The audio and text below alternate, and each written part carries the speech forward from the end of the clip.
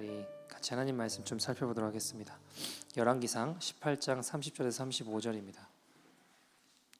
열왕기상 18장 30절에서 35절까지 말씀 구약 성경 548페이지에 있습니다. 다 찾으신 줄 알고 한 절씩 교독하도록 하겠습니다. 엘리야가 모든 백성을 향하여 이르되 내게로 가까이 오라. 백성이 다 그에게 가까이 가매 그가 무너진 여호와의 제단을 수축하되 야곱의 아들들의 지파의 수요를 따라 엘리야가 돌 12개를 취하니 이 야곱은 옛적에 여호와의 말씀이 임하여 이르시기를 내 이름을 이스라엘이라 하시라 하신 자더라.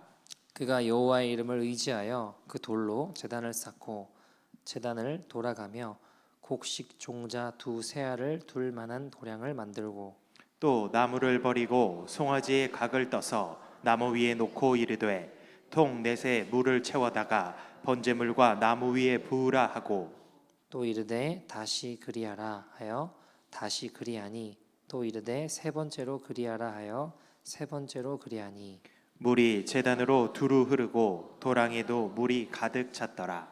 아멘. 하나님의 말씀입니다. 네, 한 달 동안 캐나다 복음 기도회 같이 예배 드리고 있는데요. 벌써 한 달이 지나가네요. 저는 케냐 이제 툴카나랑 몇몇 사역지를 좀 방문하고 잘 돌아왔습니다.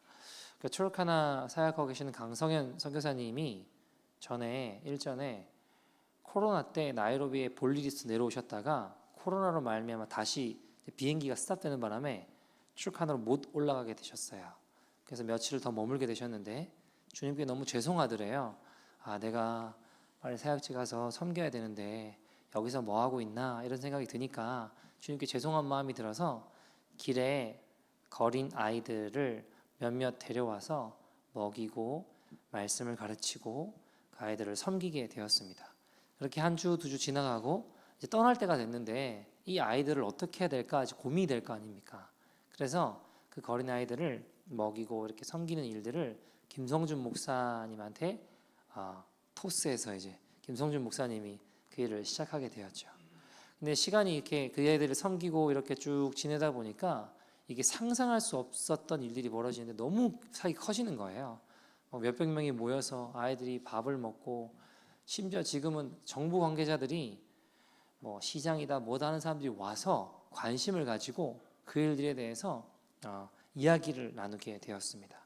참 수많은 아이들이 모여서 밥을 먹고 예배를 드리고 밥을 먹죠. 예배를 드리고 밥을 먹고 기도를 받고 그중에 몇몇 아이들은 곤란해서 데려와가지고 이제 키워보기도 하고 또 그 아이들을 집으로 돌려보내는 일들을 하게 되었죠.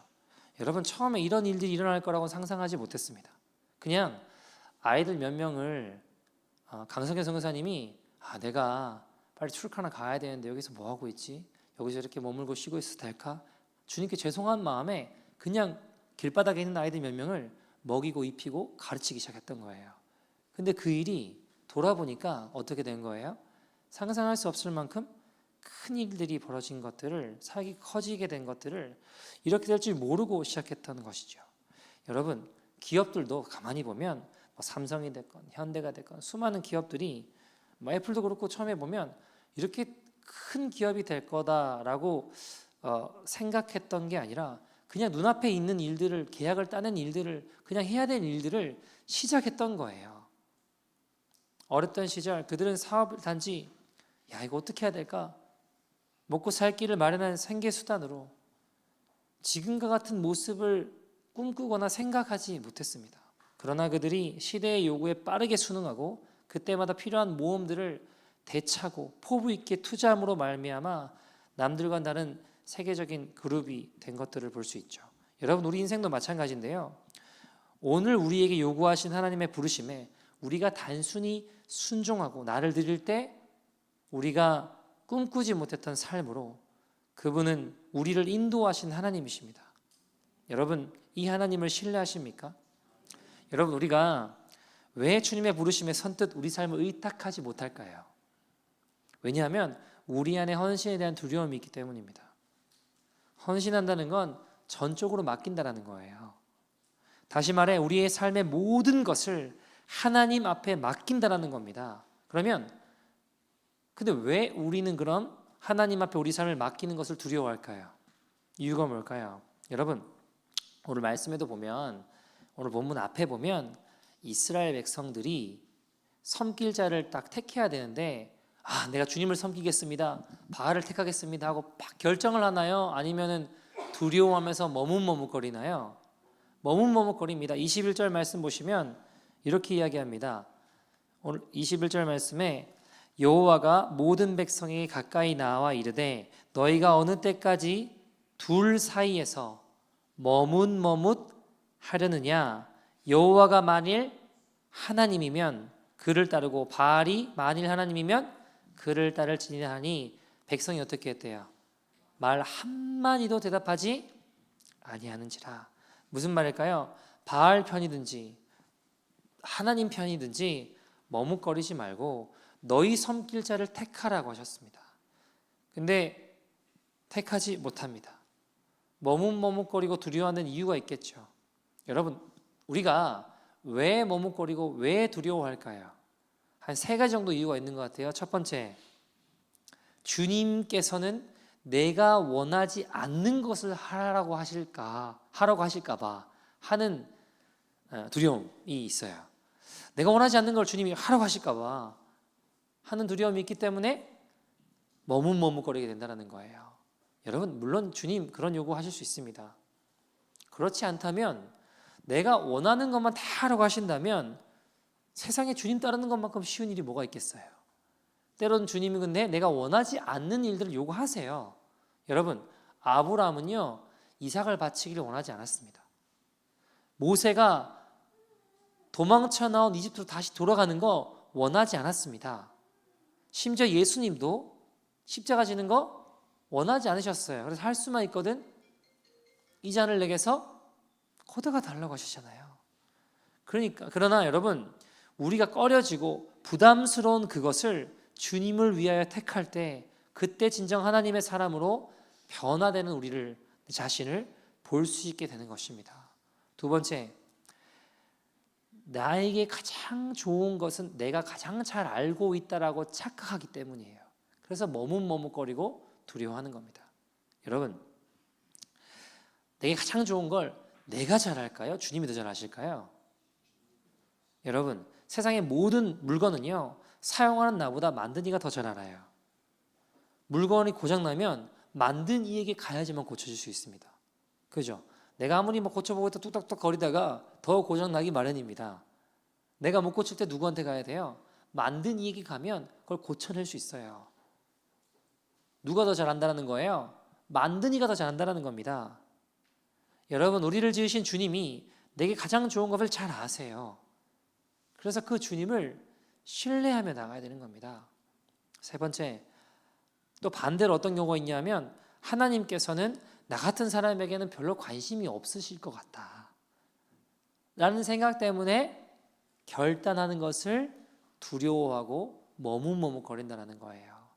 그러니까 하나님은 저기 대단한 어떤 분들 간증 들어보면 기가 막힌 저런 분들, 목사님이나 어떤 분들 이런 사람들에게는 관심이 있고 역사시지 나 같은 사람에게는 그닥 관심이 없으실 것 같다라는 생각이 든다는 거예요.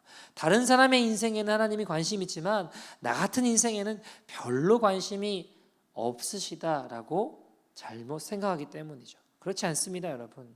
여러분, 주님께 헌신이라고 하는 건 우리 모두를 향한 부르심입니다.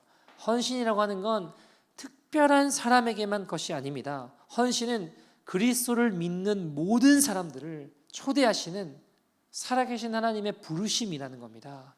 그럼에도 불구하고 우리에게는 위와 같은 이 3가지 같은 두려움 혹은 교만으로 인하여 하나님 앞에 나의 삶을 온전히 의탁하지 못하게 되는 경우들이 많이 있습니다.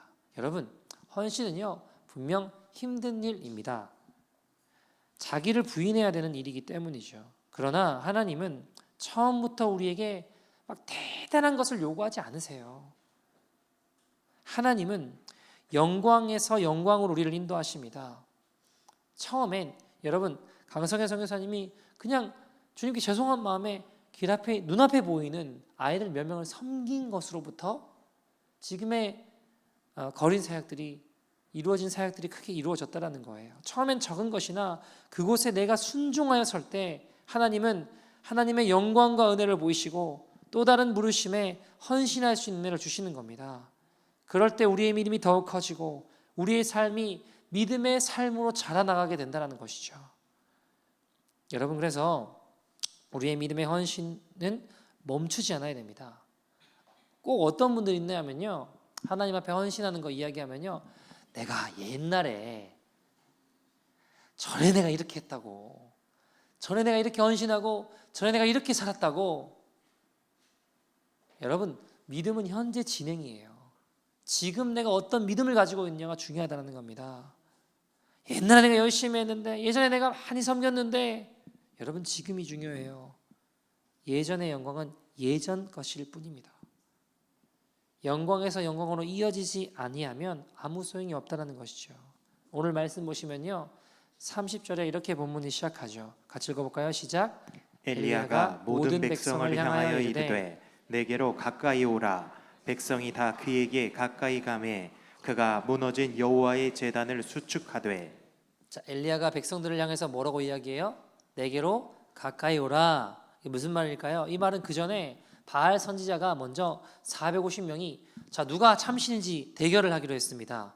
바알 선지자가 그래서 제단에다가 막 별짓을 다 해요. 아침부터 정오까지, 정오부터 저녁까지 제사를 미친 듯이 비를 달라고 지금 주문을 외우고, 심지어 앞에 보시면요, 칼로 막 몸을 긁고 자해까지 해요. 자기네 신들을 불렀습니다. 근데 비가 와요, 안 와요? 안 오는 겁니다. 그 상황이 되자 엘리야가 그걸 지켜보다가 이제 이스라엘 백성에게 이야기하는 거예요. 그 쓸데없는 거 그만 보고 이쪽으로 오라는 거예요. 이거 보라는 겁니다. 하나님이 살아서 역사하시는 분이시다. 그것을 보여주겠다는 겁니다. 여러분, 저와 여러분이 이 악하고 죄악된 세상에서 하나님의 살아계심을 보여주는 부흥의 사람들이 되기를 간절히 소원합니다. 여러분, 당신은요, 가장 악한 왕 중에 하나로 뽑히는 아합 왕이 통치할 때입니다. 근데 역설적이게도 가장 악한 왕이 통치할 때 구약 시대의 최고의 선지자 중에 하나였던 엘리야가 등장합니다. 왕과 백성들은 하나님을 가장 멀리 떠나 있던 시기, 하나님은 가장 강력하게 돌아오라고 그들에게 권면하고 계신 겁니다. 그러니까 세상이 타락하고 가장 어두운 그때 하나님 반대로 뭐 하신다는 거예요? 돌아오라고 강력하게 역사하신다는 거예요. 영적으로 위기는 기회가 되는 것입니다. 밑바닥을 칠 때 반등에 대한 기대감이, 가장 깊은 기대감이 있는 겁니다. 여러분, 캐나다의 현실을 보면 영적으로 참 어두운 것들이 참 많습니다. 야, 이거 어떻게 해야 될까? 이런 고민들이 들 때가 참 많아요. 시대적인 현실 앞에 가슴을 치고 밤을 새며 기도할 때가 있습니다. 여러분, 이 어두운 캐나다의 현실 앞에서 오늘 우리가 이 갈멜산의 기도를, 엘리야처럼 갈멜산의 기도를 하나님 앞에 올려드리기를 소원합니다. 여러분, 당시 아합 왕 이 당시는 너무나도 죄악이 창궐할 때입니다. 우상 숭배가 판을 칠 때였습니다. 여러분, 바알과 아세라 그럼 우리 좀 너무 멀리 떨어져 있잖아요, 그죠? 별로 그냥 옛날에 뭐 그런 우상이 있었는가 보다. 풍요의 신이었고 쾌락의 신이었습니다. 바알은 풍요의 신이었죠. 그러니까 바알이 비를 내려주고 번개를 내려주는 신이었습니다.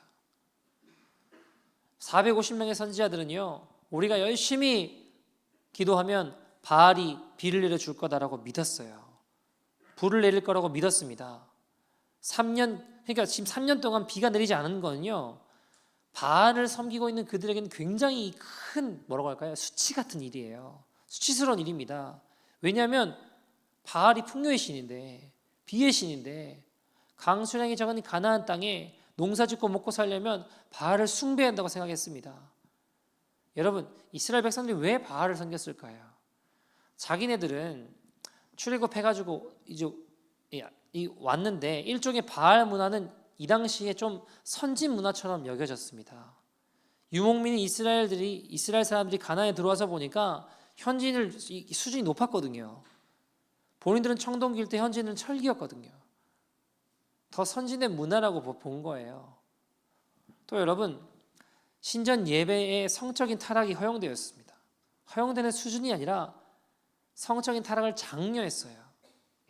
여호와 신앙은 하나님 믿는 건 너무 엄격하게 보이는데 우상 숭배를 하면 세상적인 쾌락을 다 허용되고 다 용인되는 것 같거든요. 여러분, 제가 이런 생각이 들었어요. 하나님 죄를 좋아하세요? 미워하세요? 미워하시죠. 온 나라가 지금 죄에 빠져 있어요. 그럼 하나님이 심판하셔야 되는 거 아닙니까? 근데 여러분, 엘리야가 원래 성격이 불같은 사람이에요. 근데 이상하게 백성들에게 막 호통치고 백성들에게 불을 내려달라고 기도하는 게 아니고요, 제단에 불을 달라고 요청을 했어요. 이게 참 가만히 생각해서 이상해요. 여러분, 엘리야가 불의 사자거든요. 아하시아 왕이 자기를 체포하겠다고 사람 보냈어요. 군사들을 보냈어요. 여호와의 불이 그들에게 떨어지도록, 그래서 2차례나 사람들이 물러갔어요. 불의 선지자예요. 여러분, 엘리야는 죽음을 맛보지 않고 하늘로 올라갔잖아요. 그때 등장한 게 뭐예요? 불말, 불병거. 불의 선지자라고요. 그러니까 지금 엘리야가 온 백성들이 지금 타락해서 죄악으로 치닫고 있으면 하나님 이거 심판하셔야 되는 거 아닙니까? 이스라엘 쓸어버리셔야 되는 거 아닙니까? 참신이 누군지, 주인이 누군지 모릅니다. 하나님. 온통 백성들이 바알 가살에 빠져 있습니다. 너희 오늘 섬기자를 택하라. 바알이냐 하나님이냐, 둘 중에 하나밖에 없다. 결단해라. 하나님께 돌아오라고 해도 백성들이 어떻게 해요? 아, 주님 섬기겠습니다 하나요? 머뭇머뭇거리고 어떻게 해요? 대답을 하지 않는다고요. 여러분, 하나님이 왜 이런 시간들을 주시는 걸까요? 그들에게 진노를 쏟지 않고 하나님께 돌아올 수 있는 기회를 허락하시는 거예요. 왜냐하면 하나님은요, 백성들이 무슨 죄를 졌든지 간에 하나님께서 그들이 돌아오기를 기다리고 계시거든요. 그게 하나님 본심입니다. 여러분, 먼저 엘리야가 하나님의 징계의 사인으로 3년 동안 기근을 선포합니다. 비는 바알이 내리는 게 아니라 하나님이 내리신다는 것을 분명하게 그 시대 사람들에게 보여주고자 하는 것입니다. 여러분, 마찬가지인데요, 우리도 지금 시대를 바라보면 말도 안 되는 죄가 창궐하고 일어날 때 뭐 동성애, 낙태, 마약 뭐 할 거 없이 음란이 판을 치고 있고 하나님을 두려워하지 않습니다. 교회 안에서도 하나님 경외하는 것들이 점점 없어져요. 여러분, 이런 시대 가운데 하나님께서는 징계하시는 것이 아니라 돌아오라는 거예요. 말씀으로 돌아와라. 하나님 말씀으로 돌아와라. 그 사인을 주는 겁니다. 여러분, 만약 하나님 포기하신다면 징계조차 하지 않으실 겁니다. 하나님께 우리가 등을 돌리고 있을 때 하나님께서 우리 가정과 일터와 또한 이 땅을 책망하실 뿐만 아니라 이 나라와 민족과 이 시대를 책망하시고 또 여러 가지 고난과 하나님의 기근을 허락하신다는 건 돌아오라는 사인이에요. 하나님이 돌아오라는 사인을 보내실 때 돌아와야 되는 것입니다. 여러분, 히브리서 12장 6절 말씀 보시면요, 주께서 그 사랑하는 자를 어떻게 하신대요?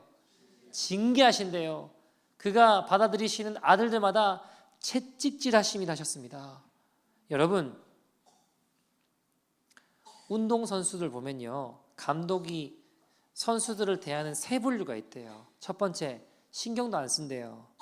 신경도 쓰지 않는 선수들. 감독이 코멘트도 하지 않고 신경도 쓰지 않는 선수들은 그냥 포기한 선수들이랍니다. 근데 감독이 칭찬하고 잘한다 얘기해주는 선수들이 있대요. 잘하는 선수들이에요. 잘하는 선수들. 그런데 감독이 너무 혹독하게 다그치면서 트레이닝 시키는 선수들은 굉장히 기대가 되는 선수라고 합니다. 여러분, 아직 하나님이 우리에게 돌아오기를 원하시기 때문에 일시적인 메시지가 아니라 예언적인 메시지로 너희를 계속 그러다 혼난다, 징계하시는 것은 하나님의 사랑의 외침인 줄 믿습니다. 징계를 달게 받아야 되는 거예요. 이 땅의 교회는 깨어나야 되고 교회 크리스천들이 깨어나야 됩니다. 하나님께로 가까이 다가가야 되는 것입니다. 그래서 30절에 엘리야가 뭐라고 이야기하는 거예요? 내게로 가까이 오라. 백성들이 뭐하나 지켜봤습니다. 그러면서 엘리야가 혼자 여호와의 전을 30절 말씀 보시면 그가 무너진 여호와의 제단을 수축하되, 누가 했다는 거예요? 엘리야가 했다는 겁니다. 혼자 이 제단을 수축할 때 얼마나 마음이 외롭고 힘들었겠습니까? 여러분, 대강 쌓았겠습니까? 아니요. 엘리야 혼자 하나님의 단을 쌓는데 수많은 이스라엘 백성들을 구경만 하고 있었습니다. 엘리야가 얼마나 울면서 쌓았겠어요. 하나님, 이 백성이 하나님 버렸습니다. 정말 하나님 택하여 주신 백성이 하나님을 버렸습니다 하면서 울면서 그 제단을 쌓았을 겁니다. 그리고 하나님께 이렇게 기도합니다. 아브라함과 이삭과 이스라엘의 하나님 여호와여, 주께서 이스라엘 하나님 되시는 것과 제가 주의 종이며 이 모든 일을 주의 명령으로 했음을 오늘 알려주십시오. 오늘 알게 하여 주십시오. 여호와여, 내게 응답하소서. 내게 응답하소서.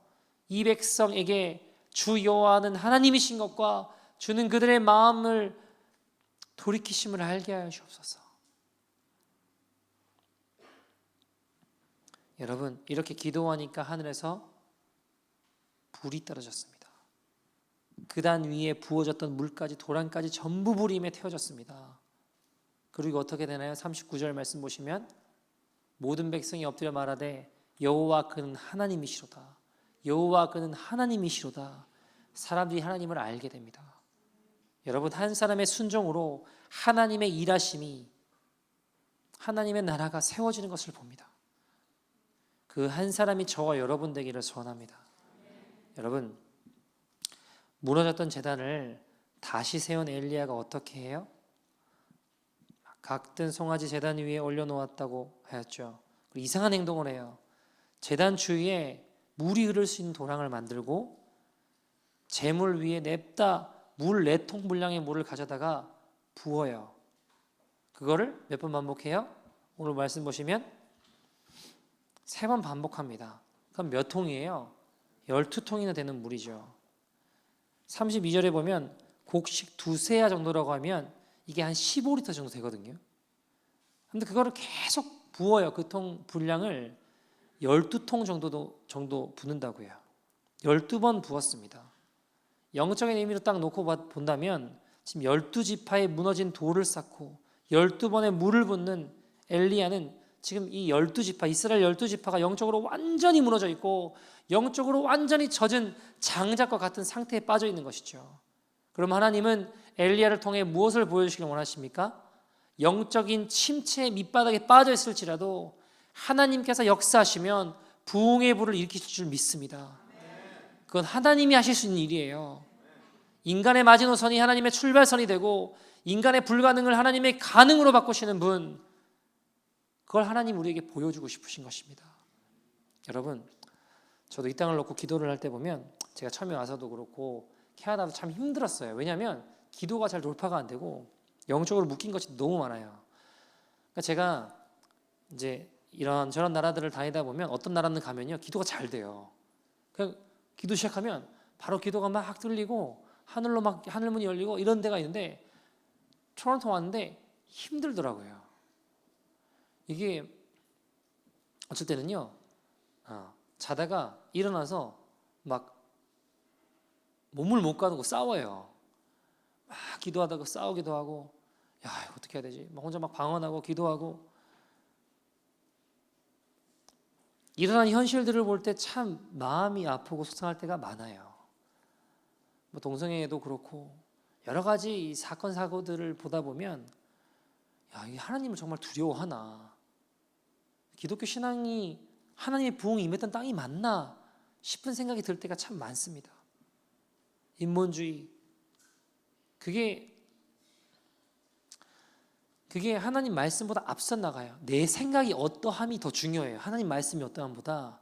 하나님 말씀이 이러하다 해도 내 생각이 마음에 들지 않으면 하나님 말씀은 언제든 뒤로 제껴져요. 지금 그런 시대예요.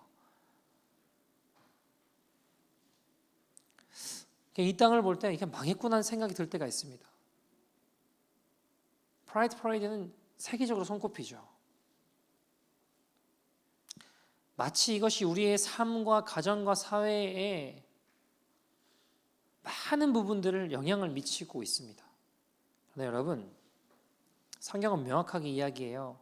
절대적 하나님을 인정하지 않고 하나님의 절대적인 선악의 기준을 떠나면 인간의 인간다움은 여지없이 파괴될 것이라고 성경은 이야기합니다. 여러분, 그러나 방법이 한 가지 있습니다. 단 한 가지입니다. 하나님만이 이 상황을 반전시킬 수 있습니다. 중요한 건 우리에게 그 신뢰가 있느냐예요. 하나님을 신뢰하고 헌신의 자리로 나아갈 수 있냐는 거예요. 아유, 물을 너무 많이 부어서 도랑을 만들어서 불이 못 임하겠다. 그것 때문에 불이 못 임하는 게 아니고요. 재단에 재물이 없는 거예요. 하나님, 내가 여기 있습니다. 나를 받아주십시오. 우리가 재단에 재물이 될 때 하늘의 불은 이미 준비되어 있습니다. 재단에 재물이 없는 게 문제라는 거예요. 주님, 그 재단에 내가 헌신하며 나의 삶을 드립니다 하고 우리가 나아올 때 하늘의 불이 이 땅 가운데 임할 줄 믿습니다. 여러분, 왜냐하면 이 상황을 반전시킬 수 있는 분은 하나님밖에 계시지 않기 때문입니다. 여러분, 세상 가운데 화평하게 잘 지내는 거 중요할 수 있죠. 그러나 교회는 하나님의 살아계심을 보여줘야 됩니다. 교회는 하나님 정말 살아계시는구나. 저들이 정말 하나님 말씀대로 걸어갈 때 하나님 살아 역사하시는 분이시구나. 그걸 보여주시는 교회가 되어야 되는 거예요. 그래야만 살아계신 하나님이 이 죽어가는 이 땅을 다시 살리실 수 있는 것입니다. 여러분, 우리 예수님 따른다고 하는 거는요, 재물을 이 재단에 물 붓는 것과 같은 일일 수 있어요. 여러분, 물을 막 부으면 불이 더 잘 붙어요? 물이 안 붙어요? 안 붙죠. 말이 안 되는 거예요. 물을 막 더 붓는 거는 불 붙이는 데는 도움이 안 되는 거라고요.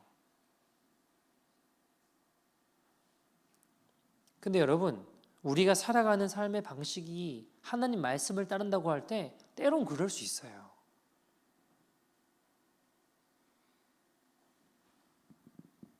이거 말이 되나?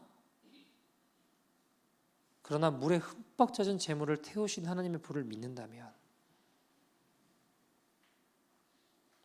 재물을 올려 넣었을 때 그 위에 뜨겁게 내려져 모든 것을 태울 하나님의 불을 믿느냐 이 말입니다. 여러분, 불이 내리지 않는 건 물이 많아서가 아니라 재물이 없어서예요. 우리가 우리의 주인이 누구신지를 분명히 정하고 예배단을 쌓을 때 예배 중에 우리를 부르시는 부르심 앞에 우리를 내어놓지 않는다면 부흥의 불은 절대 임할 수 없습니다. 우리의 삶에 마치 제단 위에 물이 부어진 것처럼 그렇게 나가지 못하게 하는 많은 방해들이 있을 수 있어요. 부흥을 막는, 우리의 삶의 부흥을 막는 여러 가지 것들이 있을 수 있습니다. 그러나 우리가 재물이 돼서 그 자리에 나아갈 때 하나님의 불이 임할 줄 믿습니다. 여러분, 브라더 앤드류는 네덜란드 시골 청년이었습니다. 시골 부흥에서 예수님을 만나게 돼요. 그래서 그 친구가 뭐 했냐면 예수님 전하고 싶어서 초콜릿 공장에 들어가서 전도하고 예배 모임을 세워나갑니다. 근데 하나님 내 삶을 더 드리고 싶고 더 복음을 전하고 싶어서 어떻게 해야 될까 자문을 구하다가 영국의 웩이라는 선교 단체의 소식을 듣고 무작정 영국으로 가요. 거기 선교회에 들어가게 되죠. 훈련 막바지에 폴란드 공산 청년 축제 이야기를 듣게 됩니다. 야, 저 청년들은 어떡하냐. 무작정 찾아간 폴란드에서 지하교회 사람들을 만나요. 그리고 그 지하교회 사람들이 뭐라고 하냐면 함께 있어주는 것만 우리에게 큰 힘이다.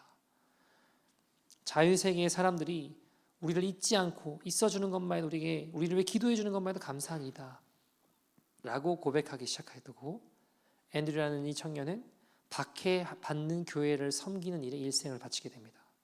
그리고 그는 성경 배달의 아버지가 돼요. 여러분, 대단한 걸 이야기하는 게 아니고요, 조그맣고 작은 헌신, 그냥 초콜릿 공장 내 앞에 있길래 그 들어가서 기도하고 예배하고 복음을 전한 거예요. 결국 그것이 큰 헌신을 낳게 됩니다. 여러분, 우리의 헌신은 작은 것으로부터 시작되는 거예요. 우리의 삶에 못된 버릇이 있습니까? 하나님 기뻐하지 않는 습관이 있어요? 오늘 하루 그것을 안 했습니까? 오늘 내일 하루 그것을 고쳐보려고 몸부림치십니까? 그러면 여러분 모레도 승리할 수 있어요. 작은 것부터. 항상 맥없이 끌려가던 오늘 하루, 아니야, 이거 하나님 기뻐하지 않아, 이 죄악된 습관 나 버릴 거야, 난 그렇게 살 수 없어, 저항하셨습니까? 그러면 여러분 앞으로도 그렇게 승리할 수 있게 되는 거예요. 헌신이 이렇게 한 번 시작하면 더 큰 헌신과 영광으로 우리를 인도하십니다. 여러분, 엘리야가 기도했던 거 보면 36절 말씀에 이렇게 이야기하거든요. 36절에 같이 한번 읽어볼까요? 시작. 저녁 소재 드릴 때에 이르러 선지자 엘리야가 나아가서 말하되 아브라함과 이삭과 이스라엘의 하나님 여호와여, 주께서 이스라엘 중에서 하나님이신 것과 내가 주의 종인 것과 내가 주의 말씀대로 이 모든 일을 행하는 것을 오늘 알게 하옵소서. 주님이 하나님이신 것, 주의 말씀대로 이 모든 것이 이루어지는 것 주님 알게 하여 주십시오. 이것이 엘리야의 기도일 뿐만 아니라 우리의 기도가 되기를 소원합니다. 여러분, 하나님이 기적을 일으키시면요, 사람들은 현상만 주목해요. 그러나 진짜 중요한 건 그 일들을 통해, 아, 정말 하나님 살아계시는구나, 정말 하나님 지금 이 순간도 우리 가운데 살아 역사하시는 분이구나, 죄에서 돌이키고 하나님께 나오는 자들 가운데 하나님 이런 일들을 행하시는 거구나, 이걸 알아야 되는데 현상만 주목해서 되지 않습니다. 여러분, 엘리야는 기도의 응답을 통해 백성들이 하나님을 알게 되길 원했습니다. 하나님만이 여호와 하나님이시라는 것을, 하나님의 일들이라는 것을 알길 원했습니다. 이 모든 것이 결국 하나님으로부터 이루어지는 것이다. 이 엘리야의 심정이 마치 바울이 빌립보서 1장 20절에 보면요, 그런 표현을 쓰거든요. 살든지 죽든지 내 몸에서 그리스도가 존귀하게 되게 하려 하나니라고 이야기해요. 살든지 죽든지, 살든지 죽든지. 이 기도는 살든지 죽든지 저는 상관없습니다. 주님만 드러나시면 됩니다. 이 기도를 하는 거예요. 여러분, 우리가 굉장히 억울하고 힘들고 괴로운 상황에 처했을 때, 하나님, 나 너무 억울합니다, 내 누명을 벗겨주십시오, 저 사람들이 막 공격해와요, 오해하고 있는 이 수치를 벗겨주십시오, 이렇게 기도할 수 있지만, 여러분, 엘리야는 기도는 다른 기도예요. 그 모든 일들을 통해 하나님, 하나님의 사람이라는 것을, 제가 하나님의 사람인 걸 알게 하시고 하나님이 하나님이신 것을 보게 하여 주옵소서. 여러분, 바울은요, 복음 전하다가 감옥 들어갔어요. 빌립보서 옥중서신 아닙니까? 복음 전하다가 잡혔습니다. 아니, 선한 열심으로 열심히 복음 전했는데 시기심으로 말미암아 감옥에 들어갔어요. 근데 바울이 이야기하는 거예요. 순전한 마음이든지 시기심이든지 예수 그리스도가 증거된다면 나는 기뻐하겠습니다. 그 마음이 바울의 진심이었습니다. 여러분, 우리도 이런 마음으로 하나님 앞에 나갔으면 좋겠어요. 제가 한 이야기를 드리고 말씀을 좀 정리하려고 하는데요. 여러분,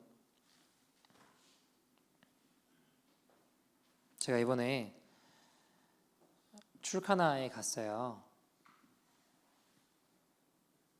출카나에 갔는데 너무 열악해요. 그러니까 모든 게 다 열악해요. 강성현 선교사님이 아이들을 연결시켜가지고 그 아이들을 학교도 보내고 이런 일들도 하시거든요. 근데 교육 수준이 너무 낮으니까 이번에 알게 된 사실이 뭐냐면 고등학생이 됐는데 애들이 ABCD를 못 쓰더라고요. 그러니까 학교에서도 지금 일어나고 있는 일들이 뭐예요? 선생님 수준도 그렇고 그냥 ABCD 써놓고 뺏겨 쓰라고 하거든요. 똑바로 안 하면 선생님 막 애들 두들겨 패요. 그럼 말 안 들으면 학교 오지 말라 그래요. 그러니까 모든 게 제가 보니까 먹을 것도 없지만 강 주변에 사는 아이들은요, 아무리 학비를 내주고 어떻게 해도 학교를 안 와요. 부모도 학교 가는 걸 원하지 않고 애들도 학교를 가고 원하지 않아요. 왜냐하면 강 가서 그냥 열심히 낚시하면 물고기 잡으면 그날 먹을 게 생기잖아요. 학교 가는데 먹을 게 있어요, 없어요? 없잖아요. 그러니까 애들이고 어른이고 학비를 대줘도 학교를 안 가요. 가고 싶어 하지 않아요.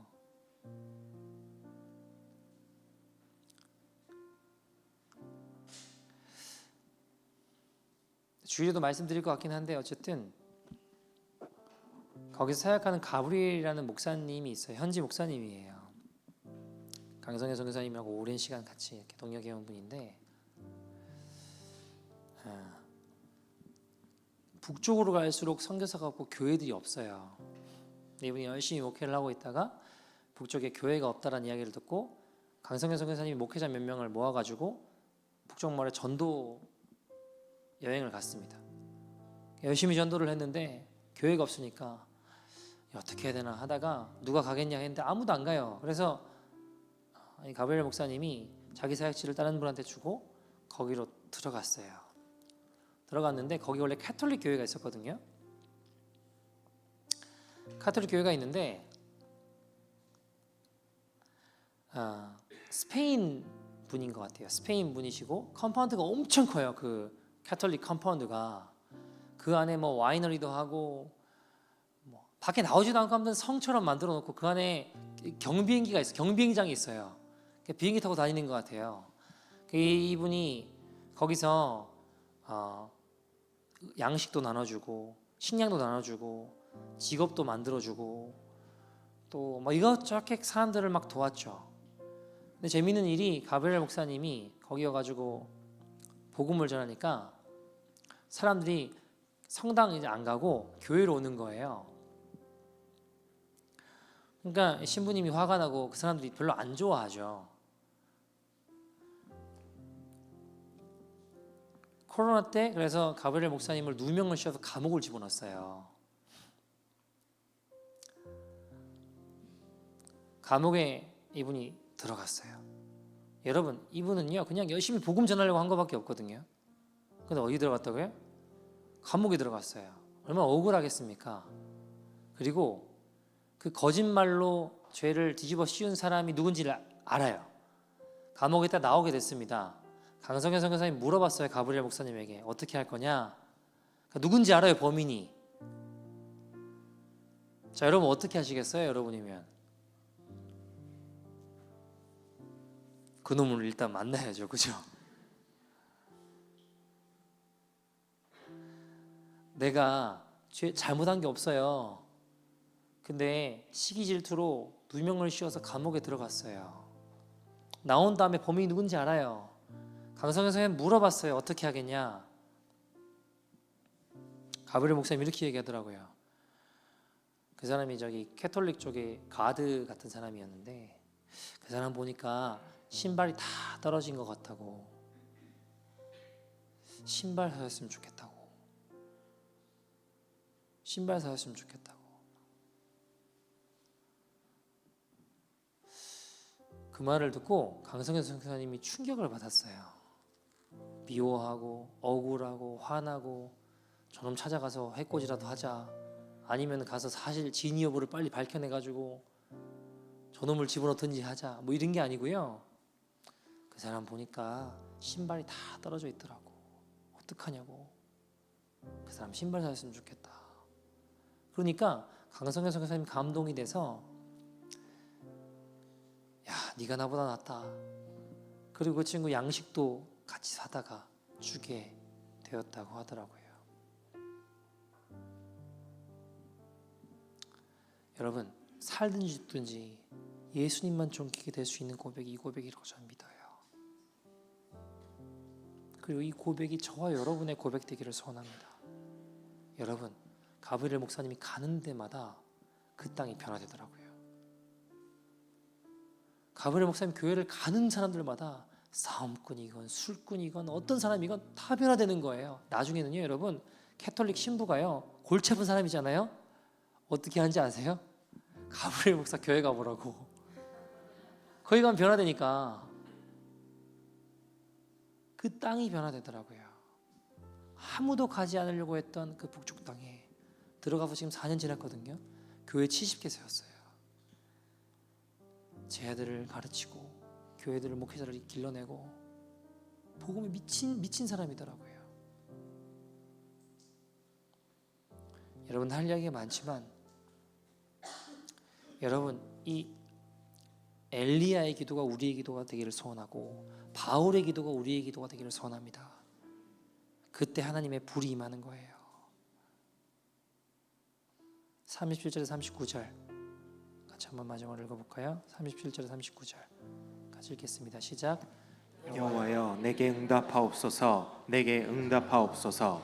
이 백성에게 주 여호와는 하나님이신 것과 주는 그들의 마음을 되돌이키심을 알게 하옵소서 하매 이에 여호와의 불이 내려서 번제물과 나무와 돌과 흙을 달고 또 도랑의 물을 핥은지라.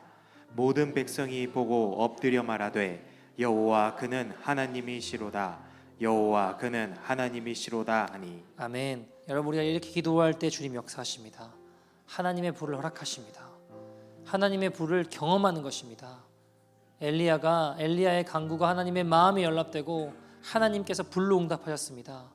얼마나 뜨거웠든지 번제단에 다 태웠을 뿐만 아니라 돌과 흙과 물까지 순식간에 다 태워서 말려버렸습니다. 그제서야 백성들이 엎드려 하나님 앞에 엎드려 하나님 인정하죠. 그리고 결단하고 바알 선지자를 제거합니다. 여러분, 체험적인 신앙이 참 중요합니다. 우리가 기도할 때 하나님 역사하세요. 제가 토론토 처음 왔을 때 도시 전체가 너무 영적으로 침체되어 있고 어둡고 힘들었습니다.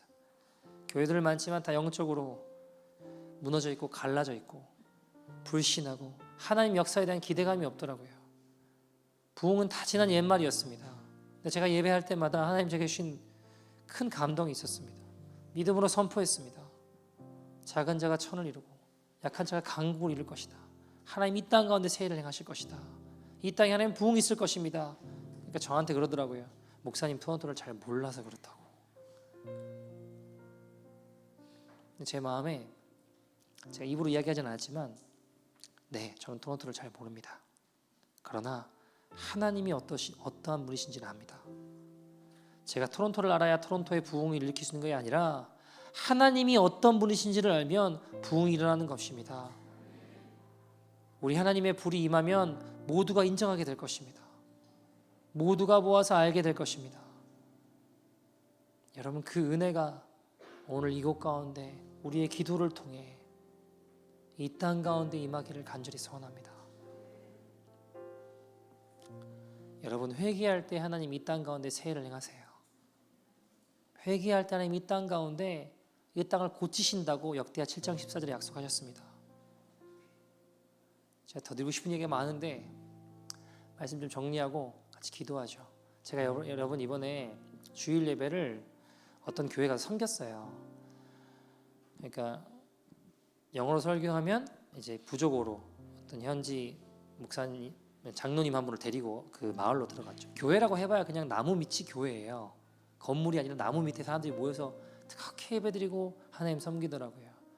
근데 그 마을이요, 우물을 4번 팠는데 3번 팠는데 3번 실패했어요. 물이 안 나오는 거죠. 구덩이에 아이가 빠져 죽었어요. 놀다가.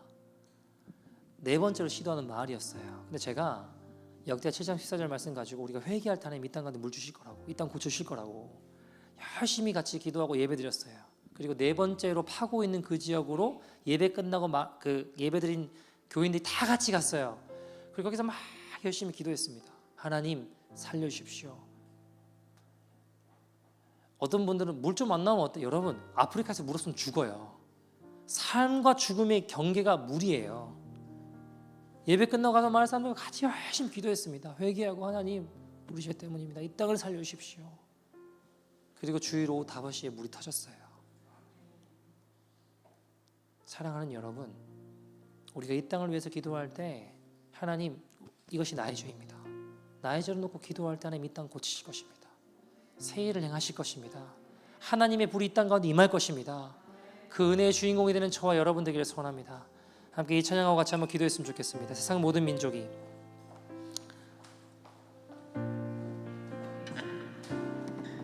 함께 찬양하죠. 세상 모든 민족이 구원을 얻기까지 쉬지 않으신 하나님, 모든 민족이 구원을 얻기까지 쉬지 않으시는 하나님, 주의 심장 가지고 우리 이제 일어나 주 따르게 하소서. 세상 모든 육체가 주의 영광 보도록 우리를 부르시는 하나님, 주의 손과 발 되어 세상을 치유하며 주 섬기게 하소서. 우리 바다 덮음같이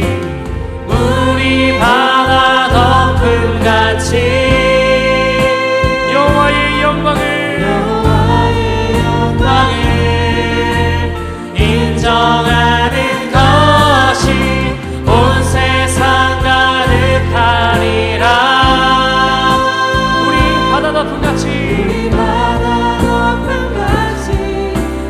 바다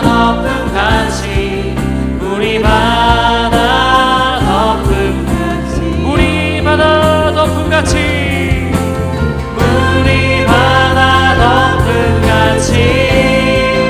여호와의 영광을 인정하는 것이 온 세상 가득하리라. 우리 바다 덮음같이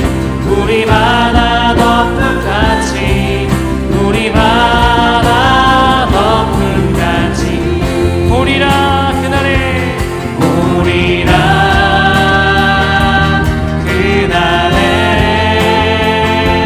주의 영광 가득한 세상 우리는 듣게 되리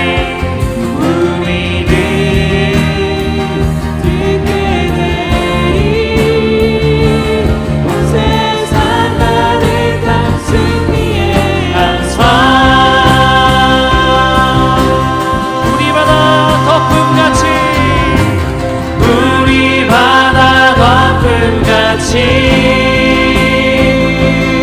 주여 내게 응답하소서. 이 백성이 주의 여호와 하나님이신 것과 주는 그들의 마음을 돌이키심을 알게 하시옵소서. 모든 백성이 엎드려 보고 말하되 여호와여 그는 하나님이시로다.